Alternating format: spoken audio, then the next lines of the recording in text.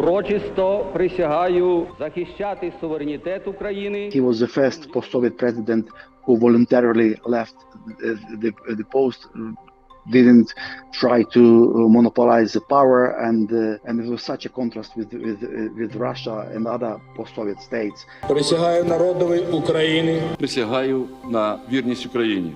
Урочисто присягаю на вірність Україні. Урочисто присягаю на вірність Україні. I think every one of them had a historical mission. Yanukovych, I remember I was the first journalist to interview Yanukovych after his victory. It was in Brussels during his first visit. I was the first journalist to interview him as the president. And I remember asking first question to him, like, first question, you are now in Brussels but not in Moscow as expected. Why have you chosen Brussels instead of Moscow? And I remember pause. He didn't know how to answer. Like, and there was pause. And I remember in my head, I was counting to 10 and there was no answer. And then his press secretary, Hanna Herman, said, let's start from the beginning. I said, yes, of course. I was frustrated that in the first round of voting, Zelensky got 30% just because he was a famous comedian. But nevertheless, he proved to be a good wartime leader. But who is your favorite?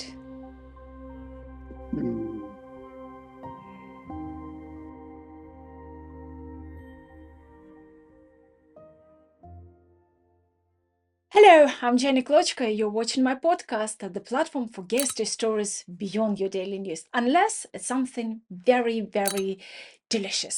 And today, one of those things. So, my guest today is Rostyslav Khotin, editor, Radio Free Europe, Radio Liberty. So, Rostek, hello, how are you today? Hello, Jenny. Good to see you. I'm fine, yes. Ready to tell you, hopefully, interesting stories about my book and other things. Absolutely, because today we're meeting with you to discuss, you just recently been in Greenland, which I couldn't believe my eyes when I saw on social media the pictures from there.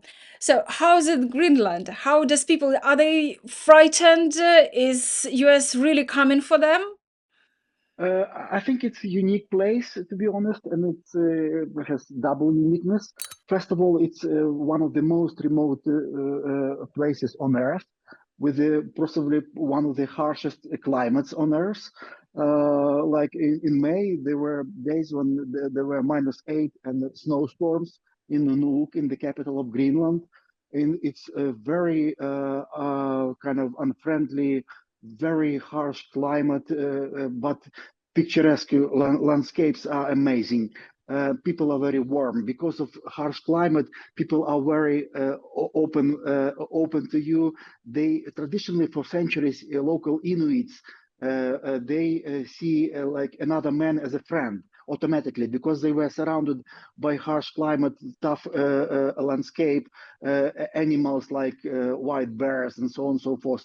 So people are very warm inside, and it's very contrasted with the climate and harsh realities there. And also, for me as a journalist, it was a unique place for the second reason. Why? Because you know, now it's like a huge iceberg. You know, whole Greenland, 90% covered with ice. It's like a huge iceberg geopolitically drifting. Whether it will drift towards the United States and listen to the US President Donald Trump and his desires to annex Greenland even by force, he didn't exclude that, or whether Greenland will stay with Denmark as a former colony, now autonomy. And also, there is a third option, of course, and it was interesting for me to talk to the locals.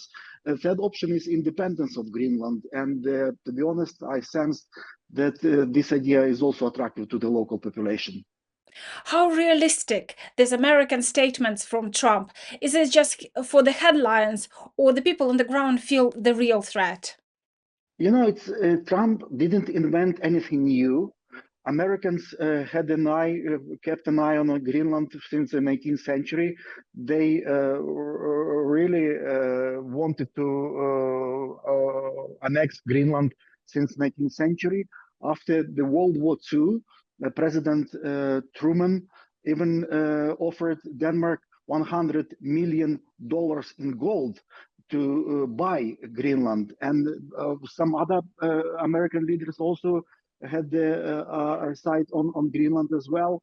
And Trump, during his the first term, he indicated interest in Greenland. Now it became very obvious, very open kind of approach. I want to buy it, I want to annex it, I even want ready to occupy it if there will be need for that move.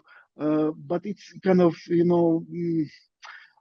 yes, of course, America is very powerful. Yes, Greenland will enrich America greatly. It will make America a superpower, leading superpower in the world for the next century, definitely. But when traveling in Greenland, in this wild wilderness, this kind of wild nature, seeing these fjords, mountains, snow, bays, and so on and so forth, I thought, do we really, the whole humanity, do we really want oil extraction here, gas extraction here, rare earth extraction here in Greenland, in such a beautiful, unspoiled, untouched nature? I have doubts about it. Do you have sort of kind of like the majority of people's feeling? Do they want to be part of America? Do they want to be independent? Do they have a grudge against Denmark? Because Trump many times was blaming Denmark. They didn't invest enough, they didn't develop the region, it's all their fault, and now it's sort of like basically so tempting to be taken and make it great and glorious. Yes, locals, they know very well about Trump's desires about Greenland, his wishes to annex it. I haven't met not a single person who is in favor of becoming part of the United States. Not a single person. I talked to many local people. I also know that according to opinion polls, about 6 or 7% of Greenlanders actually want to be part of America. But what I heard, that some say that we are too big to become just an ordinary state of the United States of America, and Trump is not realistic enough, not sensing the mood in Greenland. But Greenlanders are not anti-American. American military presence in Greenland has a long history since World War II. After World War II, there were 19 American military bases, 19 military bases in Greenland. Now it's just one in the north, Pituffik. It's like space monitoring, space mission. They also have powerful radars to monitor the launches of ballistic missiles by Russia and other countries like China, and so on and so forth. So Americans have a long tradition of military presence in Greenland.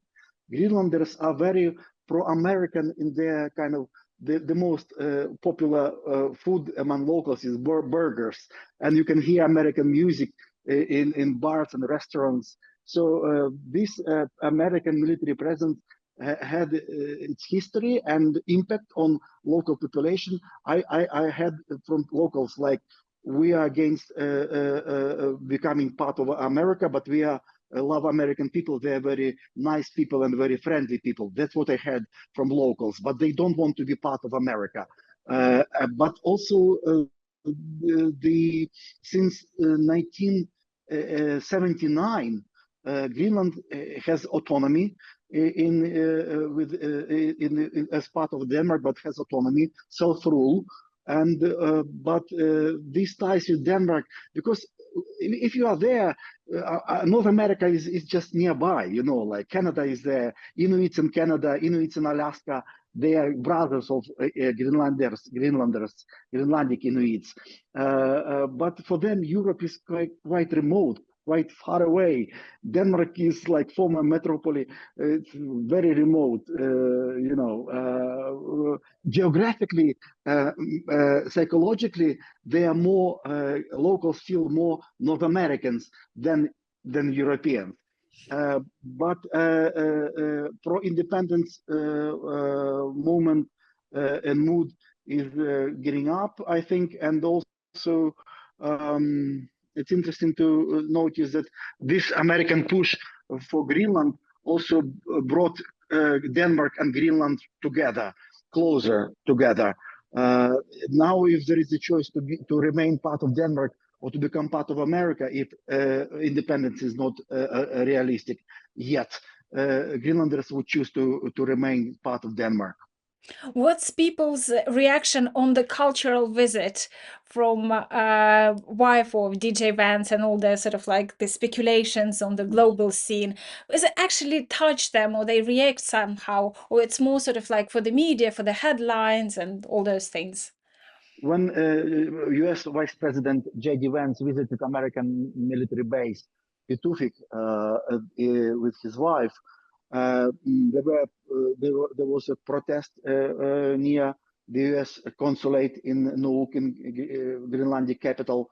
Locals with flags protested there against this visit. Generally, it was taken very badly as an intrusion into their domestic affairs. And but J.D. Vance, we have to admit, he reassured locals that there will be no military invasion of the United States into Greenland. So America doesn't want to use force but he, at the same time, he offered them a bonanza, kind of bright, rich future as part of America if Greenland to become part of the United States. On one hand, he was like pledging that there will be no military intervention. On the other hand, he promised them prosperity under American rule. While you were there, was there a lot of things to do as a tourist? Would it be enjoyable? I understand the climate, the weather is not so much encouraging you to walk around and enjoy the view, or I'm wrong? No, it's a fascinating place. As I said, like I would rather I would prefer Greenland to remain kind of unspoiled place of wild nature. It's beautiful. It's kind of weather changing very fast, like in London probably. If you don't like British weather, wait for 5 minutes. If you don't like Greenlandic weather, wait for 3 minutes. Changing very fast. It's snowing, then suddenly sun appears, then combination of snow and sun, then wind, then storm, then quiet sunny evening, and sun goes down after midnight.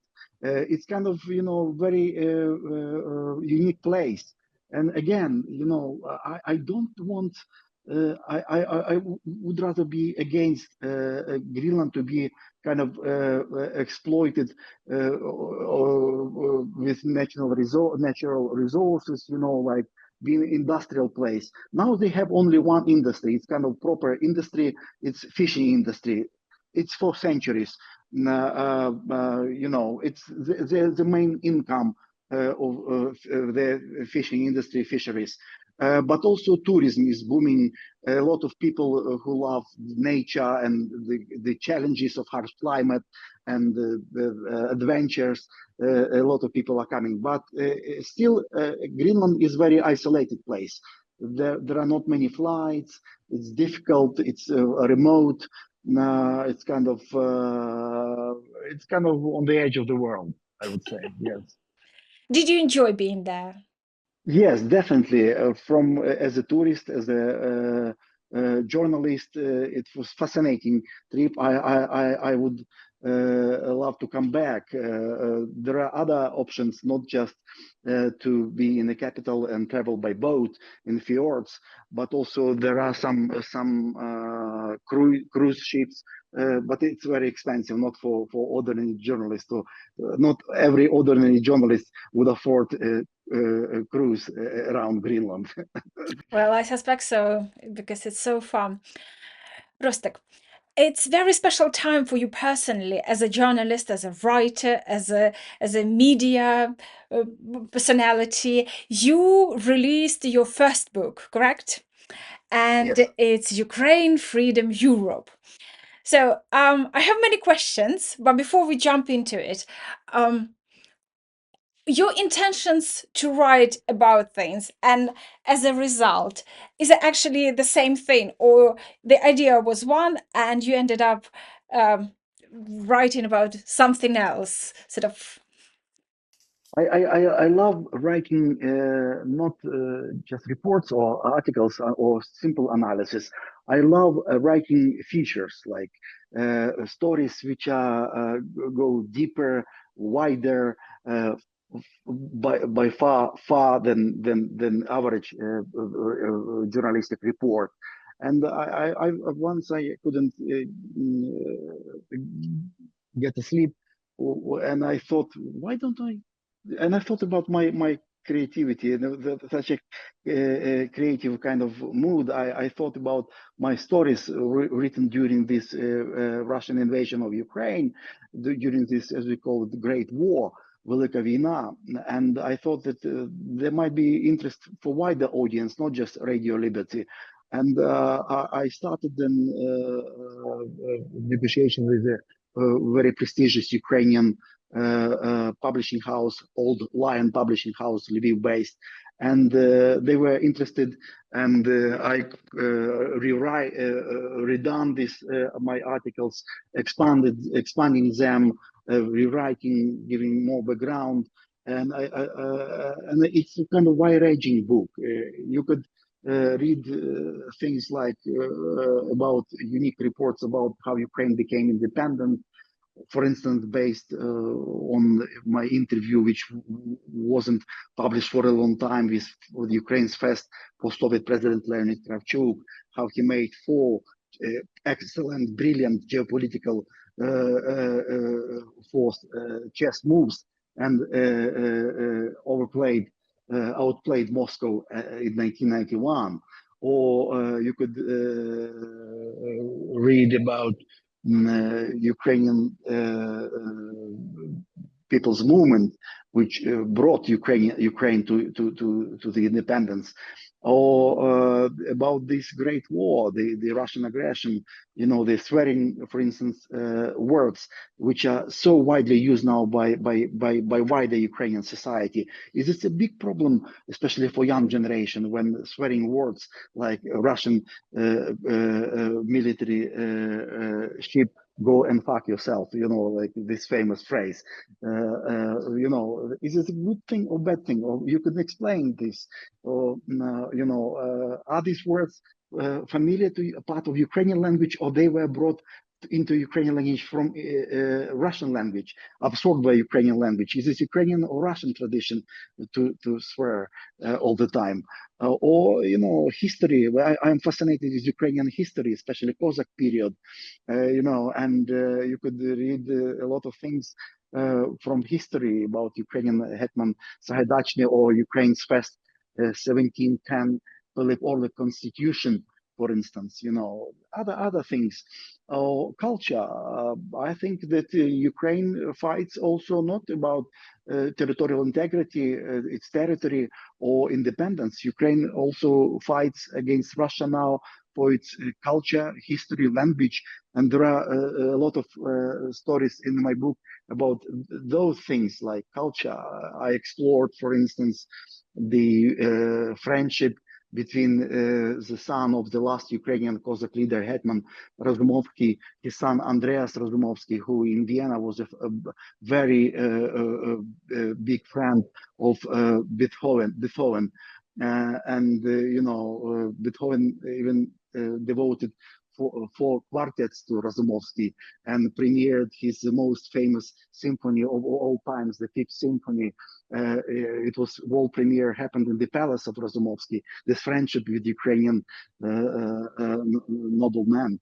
or other things like, the son of Mozart, why he escaped to Lviv, to Lemberg in Austria-Hungary, because he all his life, he was from this very childhood, he was this unbearable shadow of his father, great Mozart, and he wanted to escape this pressure from Vienna. He escaped to Lviv and to Lemberg at the time, and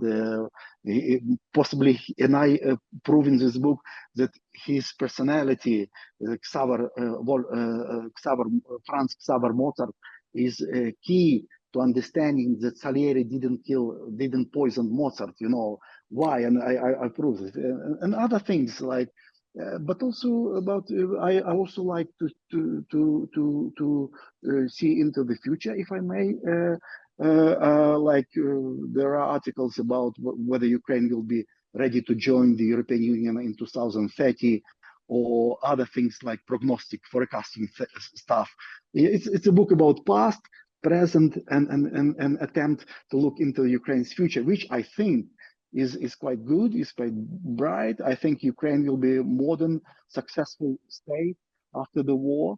There will be a big chance, which we do not have a chance to lose, and Ukraine will be also a European country.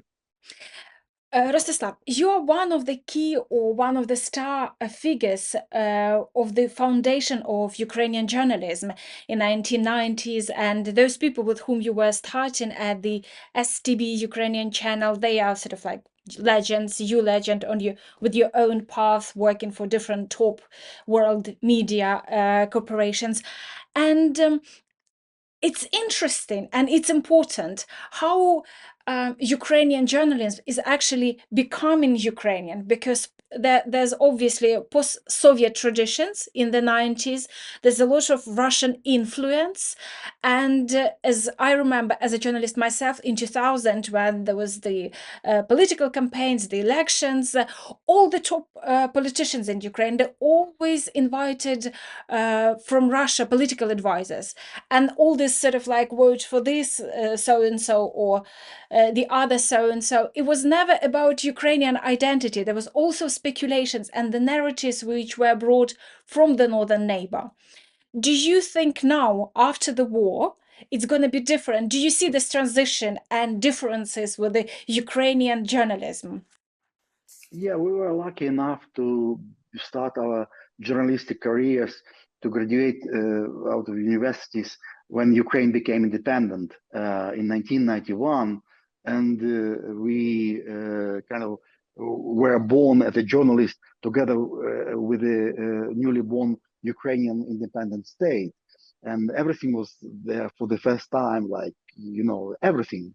It's like the whole country, the whole state was born. And we were witnessing the most important, one of the most important events in Ukrainian history, like, for instance, the very process of getting independence, the state building, nuclear disarmament, the Russian attempts to take Crimea in the early 90s, or other things, or religious split in Ukrainian Orthodoxy, and so on and so forth. We also were founders with my colleagues, friends of the time, were founders of Ukrainian international journalism. I mean, journalism which covers international affairs, not of Soviet Ukraine, which is very provincial, because everything was Moscow-centric in the Soviet Union. We tried to look into the outside world with Ukrainian eyes, kind of with Ukrainian-centric, Kiev-centric approach.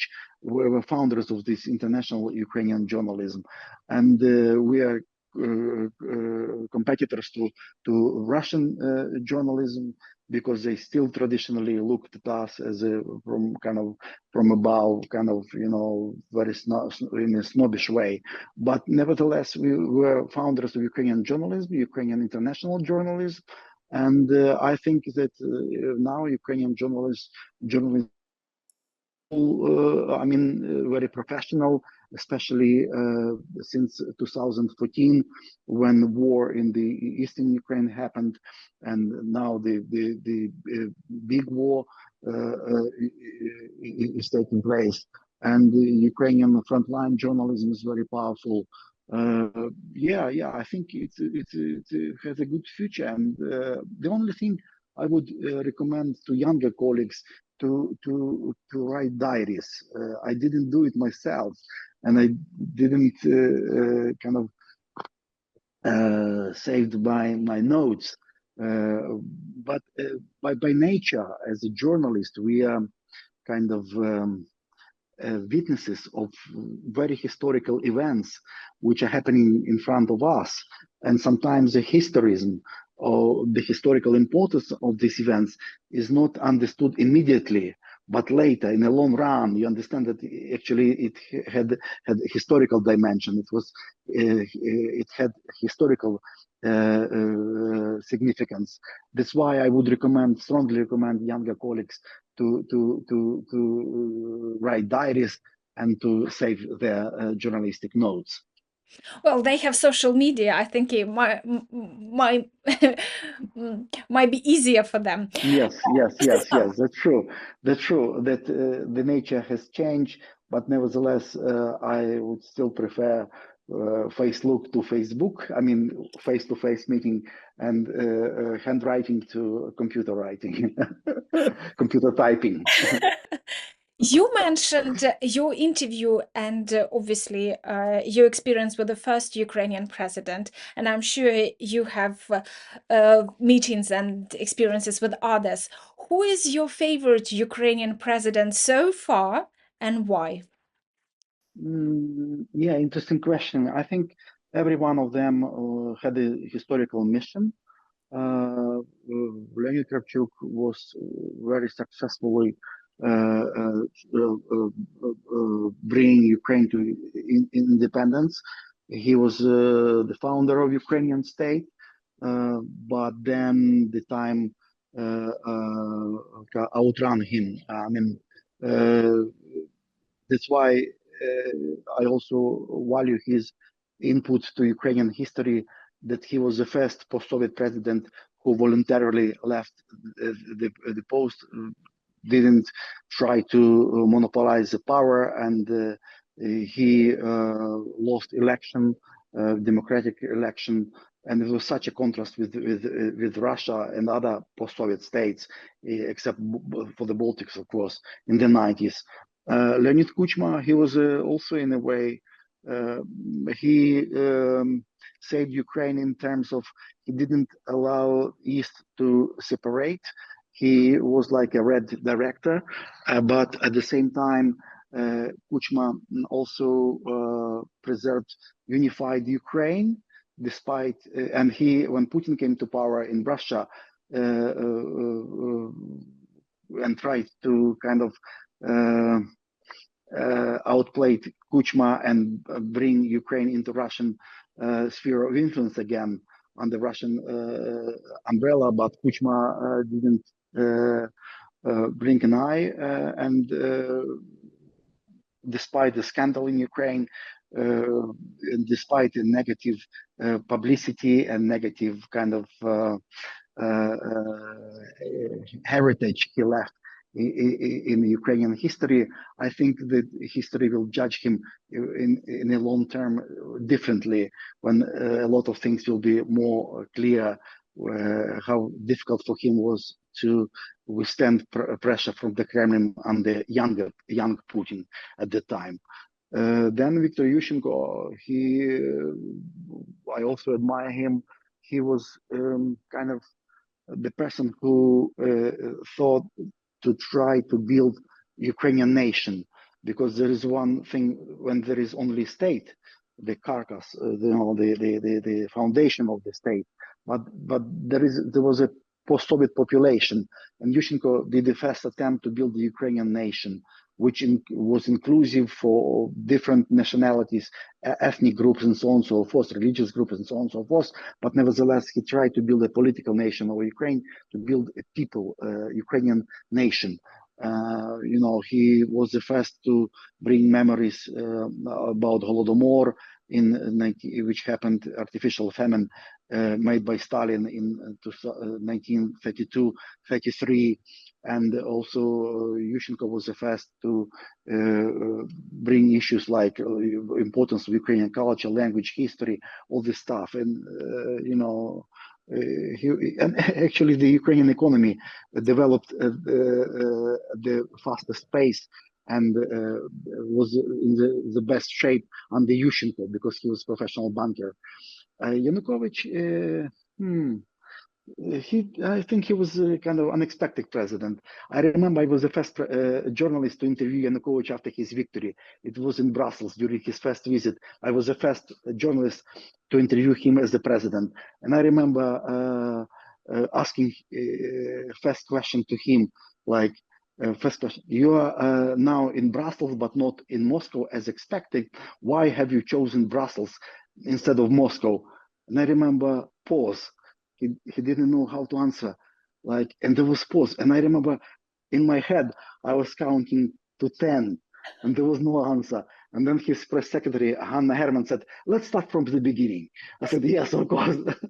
And we started from the beginning, from this my question. And he then said yeah, I chosen Brussels because European integration is important for Ukraine and relations with Europe and so on and so forth. But I remember this pause, for 10 or more seconds, I counted in my head, and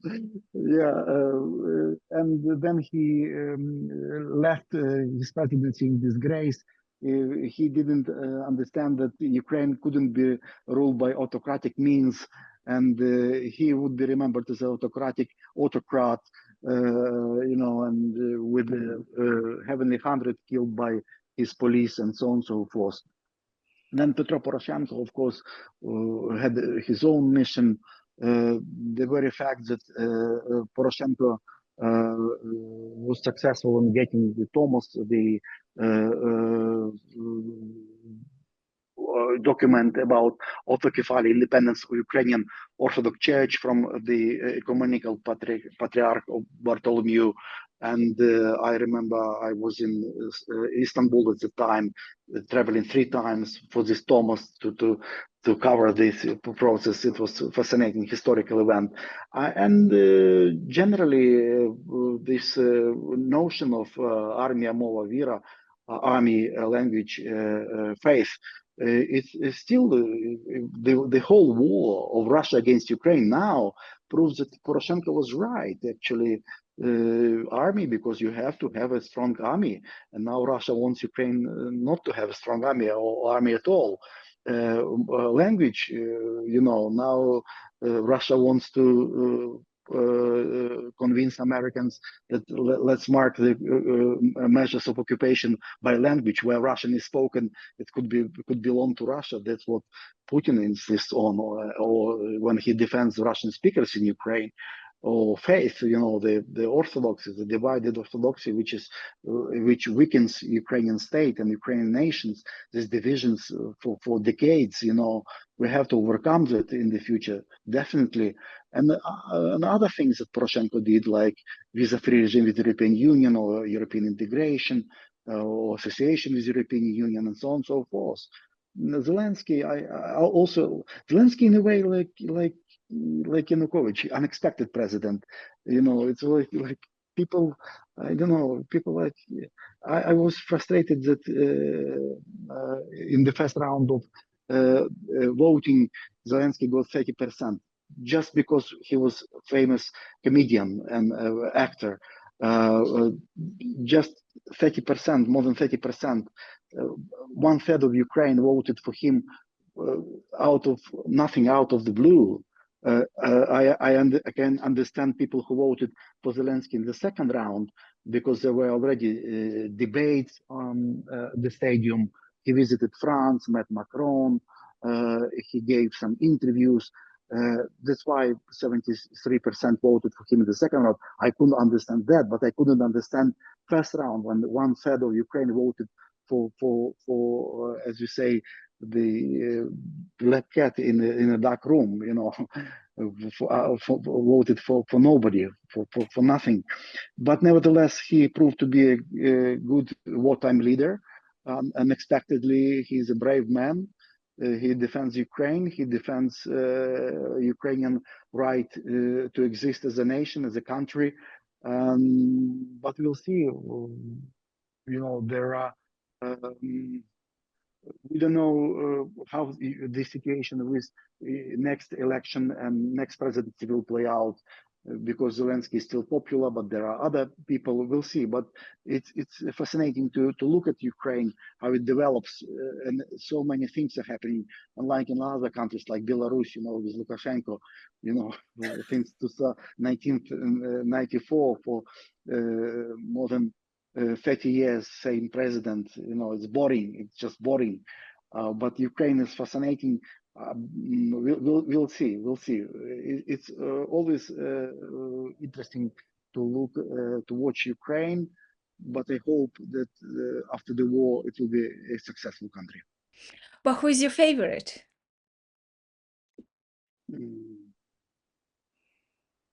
Possibly Kravchuk and Yushchenko. Okay, interesting.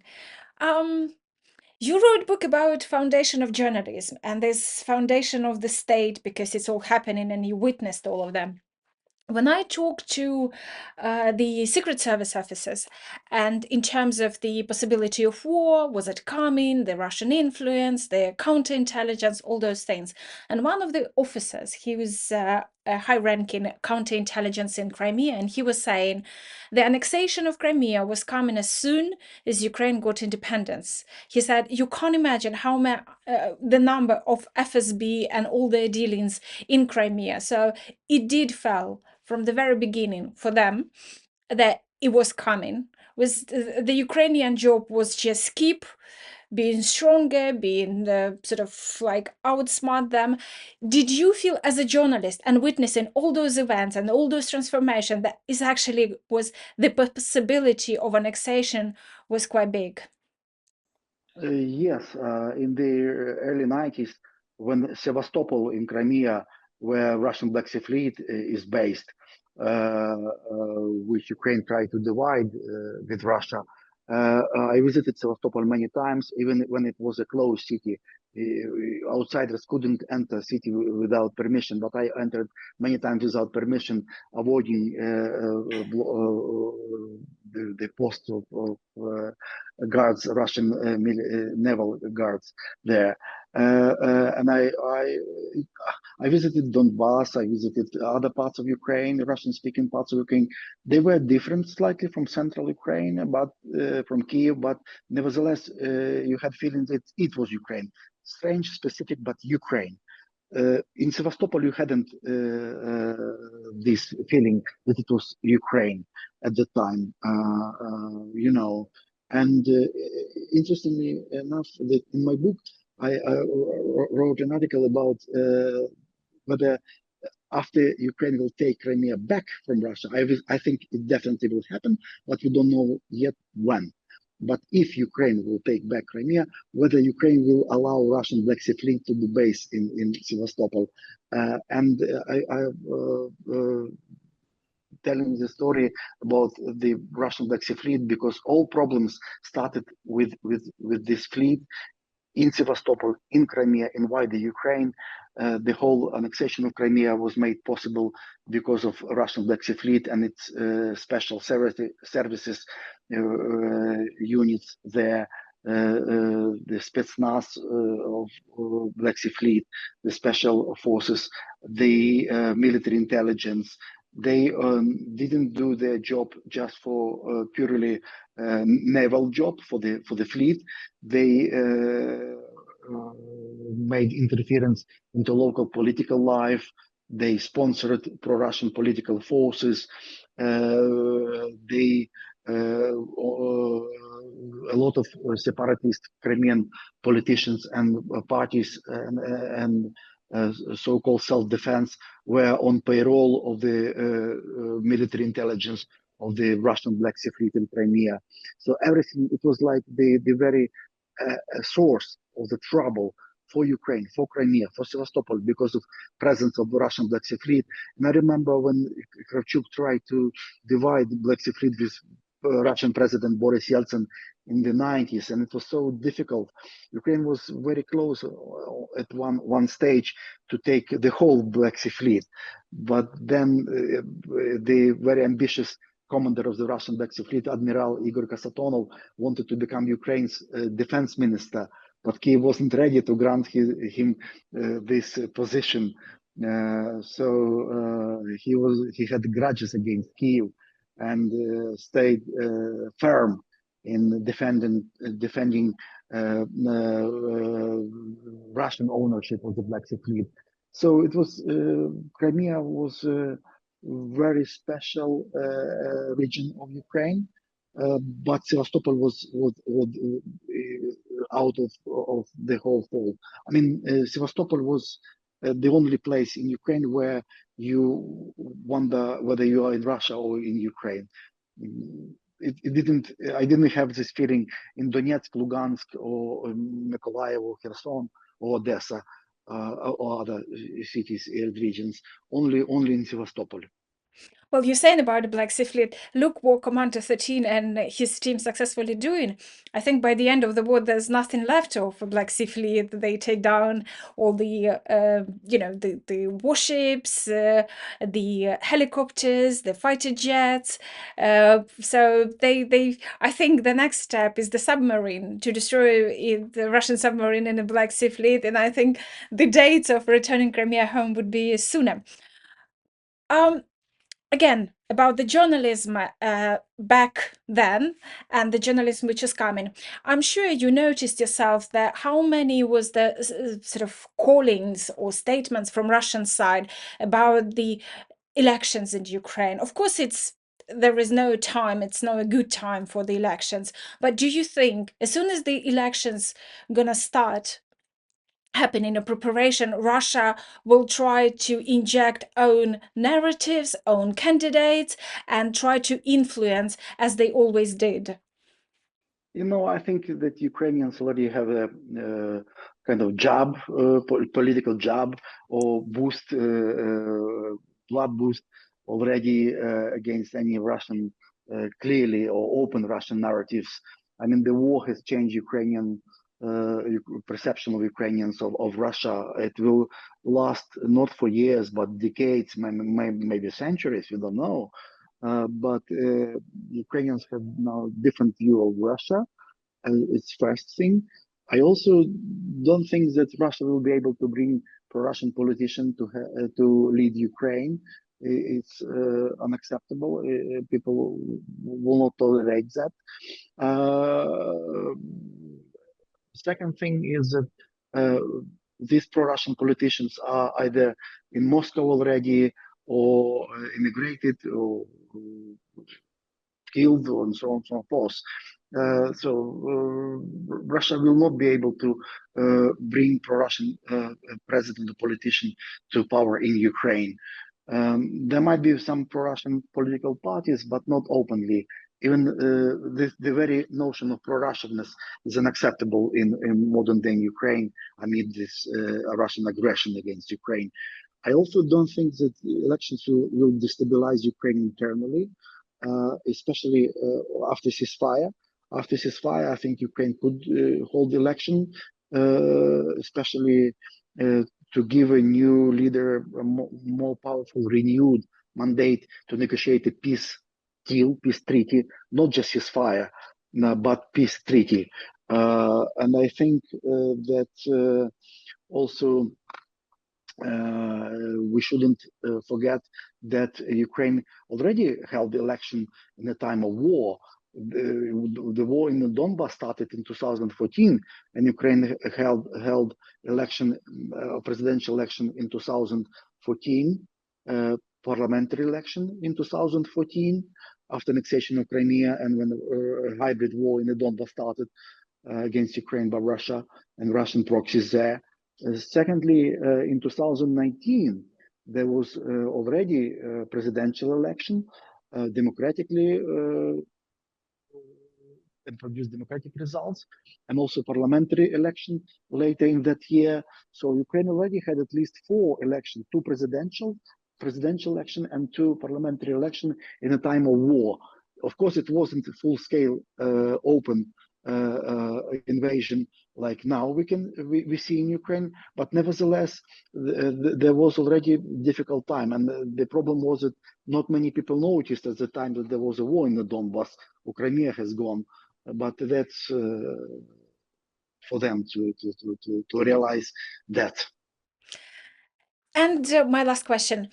I know I haven't had the honor to read your book yet. It's in Ukrainian. I'm waiting to be able to be delivered from Ukraine. I know you're preparing the e-version, but are you planning to do it in English as well for the wider audience to have access? Because I will leave the link to Ukrainian version in the description of this video, but what's your plan about it? I don't know. Some people who are more experienced in publishing books say that I should try to think about translation. Maybe I don't know English, but maybe like countries like Poland maybe will be interested, or other neighboring countries. In English, yeah, some articles, not all of them, but part of it could be translated. We'll see. We would like to have presentations not just in Ukraine, but in other countries where a lot of Ukrainians live and reside and or are refugees. We'll see. It's a new experience for me. I trust my more experienced friend who published book or books before. It's a new for me. It's a new thing. I never expected to write a book, but it's something I didn't come to terms with it. The realization of this new fact that I am not just a journalist, but maybe writer with a small letter. You are a writer. You are a writer. And my last question is like, how does it feel, this new feeling of newborn writer? Because you are a super experienced journalist. You have over 30 years in journalism. You established name for yourself. You're a historical figure. But now you're a writer. How does it feel?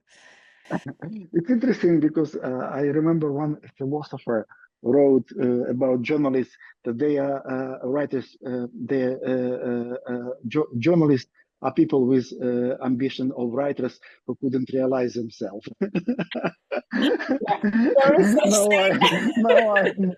am kind of, I am now kind of, but I'm modest man. Honestly, it's nothing extraordinary for me, but it's interesting to see whether people will love it. And I am very grateful to publishers in Ukraine, despite all difficulties. You know, when Russia bombarded the printing facilities in Kharkiv, Ukraine's second largest city, and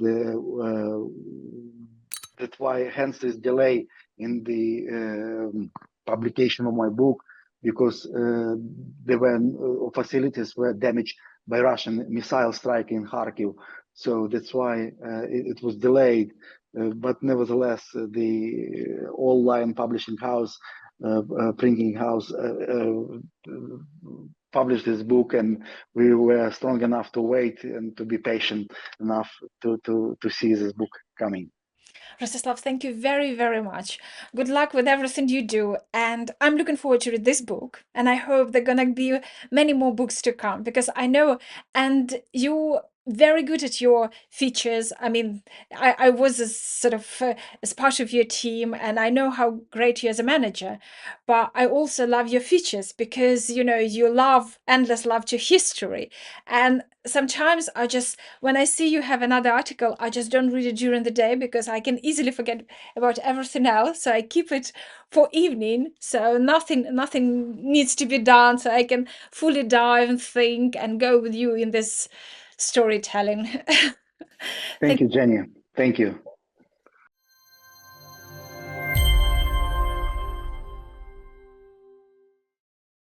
That was Rostyslav Khotin, Radio Liberty editor and newly born writer about Ukraine, freedom, Europe.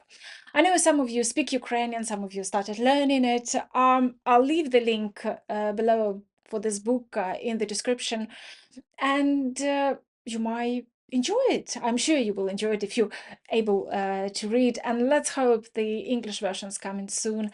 And you will open up more Ukrainian context and more about Ukrainian identity, history, journalism, and many. Rostik is a fantastic writer, I can assure you. Thank you for watching. I hope you can like if you enjoyed the video and our conversation, share, subscribe if you haven't, and thank you for spending this time with me and Rostyslav Khotin. I'm Jenny Klochko. Thank you for watching.